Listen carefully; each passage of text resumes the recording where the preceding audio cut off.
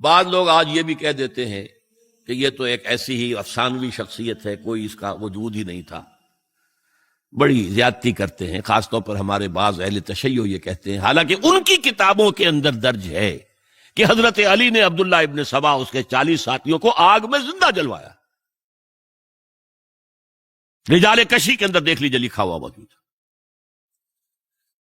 لیکن چونکہ کچھ لوگوں نے شیعت کے لیے لفظ سبائیت استعمال کرنا شروع کر دیا، اس لیے وہ ڈیفنس میں کہتے نہیں سبا تو یہ تو افسانوی شخصیت ہے، سبا کوئی تھا ہی نہیں عبداللہ ابن سبا.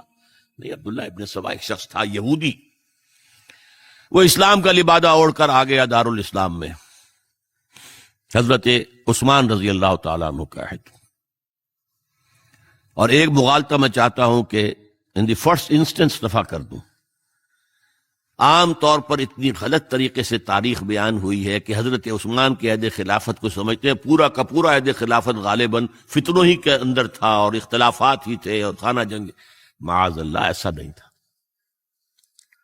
طویل ترین دور جو ہے دور خلافت حضرت عثمان کا ہے، 12 سال. حضرت ابوبکر کے 2.5 سال، حضرت عمر کے 10 سال، دونوں کو جمع کریں گے تو عثمان کا. اور اس میں 10 سال بالکل اسی شان کے ہیں جو حضرت عمر کے خلافت کے شان ہے، کوئی اختلاف نہیں. اور فتوحات کا دائرہ بڑھتا چلا جا رہا ہے، تھمتا نہ تھا کسی سے سیل رواں ہمارا. اس کے آخری ایام میں یہ شخص آیا اور اس نے ایک تو یہ کیا کہ پرانی جو قبائلی عصبیت تھی اس کو زندہ کیا. خلافت تو بنو ہاشم کا حق ہے، محمد ہاشمی تھے صلی اللہ علیہ وسلم. ہاؤ کم یہ ایک بنو امیہ کا شخص کیسے بیٹھا ہے؟ دیکھیے اس شخص نے کتنا انتظار کیا. حضرت ابوبکر بنو امیہ میں سے نہیں تھے، لہذا یہ فتنہ اس کے خلاف نہیں ہو سکتا تھا، کیونکہ چشمک جو تھی وہ بنو امیہ اور بنو ہاشم کی تھی، بڑی پرانی تھی. یہ بڑے برابر کے یہ دو کلینز جو تھے مد مقابل تھے ایک دوسرے کے. باقی چھوٹے قبیلے تھے، بنو تیم ہیں، بنو عدی ہیں، لیکن مقابلہ تھا بنو امیہ اور بنو ہاشم کا. حضرت ابوبکر بنو تیم میں سے، حضرت عمر بنو عدی میں سے، بنو امیہ میں سے حضرت عثمان. اب اس کو موقع ملا، اب آیا یہ اموی، یہ بن گیا. یہ سب غاصب ہیں، ابوبکر بھی، عمر بھی، عثمان بھی. خلافت پہلے دن سے علی کی ہے اور اس کو ملنی چاہیے. اس سے آگے بڑھ کر، اور علی تو خدا ہے، انکارنیٹ، گاڈ انکارنیٹ. یہ اس کا عقیدہ جو اس نے پھیلایا، قبائلی عصبیت کو چھیڑا اور حضرت علی کا مبالغہ کیا یہ خدا ہے، اوتار، گاڈ انکارنیٹ. تیسرا کام کیا کیا کہ حضرت عثمان رضی اللہ تعالی عنہ اور ان کے جو عاملین تھے، گورنر کوفے کا ہے، گورنر شام میں دمشق میں ہے، گورنر مصر میں ہے، ان کے خلاف پروپیگنڈا شروع کیا. یہ بیت المال میں خیانت کر رہے ہیں، یہ غبن کر رہے ہیں، یہ اپنے عزیزوں کو جو ہے پال رہے ہیں، ان کو دے رہے ہیں، وہ اقربا پروری کر رہے ہیں اور یہ کر رہے ہیں. اور ٹیکنیک کیسی عجیب.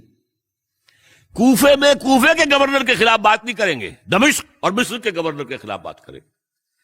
اب کہاں دنیا کے پاس ذرائع تھے کہ کوئی ویریفائی کرے بھئی یہ بات صحیح ہے کہ نہیں ہے، غلط ہے؟ نہ کوئی ذرائع رسل و رسائل ہیں. اور اگر آپ کوفے میں کھڑے ہو کر عثمان نے یہ کر دیا، عثمان نے یہ کر دیا، عثمان نے یہ کر دیا، یہ کر دیا، اب کون اس کو جو ہے اس کی تحقیق کر سکے گا؟ دمشق میں گئے ہیں تو دمشق کے گورنر کے خلاف کچھ نہیں، عثمان کے خلاف، اور کوفے کے گورنر کے خلاف اور مصر کے گورنر کے خلاف. مصر میں گئے ہیں تو اس کے خلاف کچھ نہیں، دمشق اور کوفے کے گورنر کے خلاف اور عثمان کے خلاف. اور پھر ہر طرف سے بلوائیوں کو لا کر گھیراؤ کر لیا حضرت عثمان کے گھر کا. یہ تحریک ہے جو بہت زبردست کامیابی سے ہمکنار ہوئی. یہودی سازش. اب تمام صحابہ کہہ رہے ہیں حضرت عثمان سے کہ آپ ہمیں موقع دیں کہ ہم ان کا سر کچل دیں. آپ فرماتے ہیں نہیں، یہ مجھ پر الزام لگا رہے ہیں نا، میں وضاحت کرتا ہوں. اپنے گھر کی چھت کے اوپر کھڑے ہو کر آپ نے کہا دیکھو یہ میں نے نہیں کیا، یہ میں نے نہیں کیا. میرے یہ احسانات بھول گئے ہو؟ حضرت علی نے مسجد نبوی میں کھڑے ہو کر جتنے الزامات لگائے تھے ان سب کی طرف سے برات کا معاملہ کیا. تو جھوٹ کہہ رہے ہو تم. عثمان پر کوئی غلطی جو ہے، کوئی خیانت ثابت نہیں. لیکن جنگ کی اجازت حضرت عثمان نہیں دے رہے. یہ میرے خون کے پیاسے ہیں نا. جب تک قتل نہیں کر لیتے جرم کہاں ہے؟ جب قتل کر لیں گے تم قصاص دے لینا. لیکن میں کسی کلمہ گو کی جان نہیں لینا چاہتا، صرف اپنی جان کے تحفظ میں.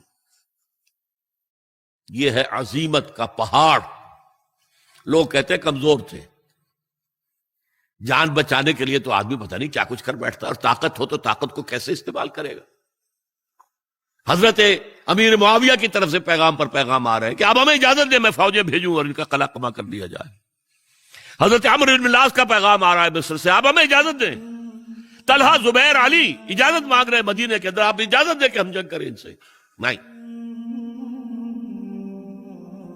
آخر کار حضرت علی نے دونوں بیٹوں کو، حضرات حسنین، حضرت حسن، حضرت حسین، دروازے پر کھڑا کر دیا. پہرے دار حضرت عثمان کے، حضرت حسن، حضرت حسین کے، کوئی گھر میں داخل نہ ہونے پائے. پچھواڑے سے آئے ہیں اور شہید کیا ہے. میرے نزدیک تاریخ کی مظلوم ترین شہادت بمانی مقتول فی سبیل اللہ وہ حضرت عثمان ہے.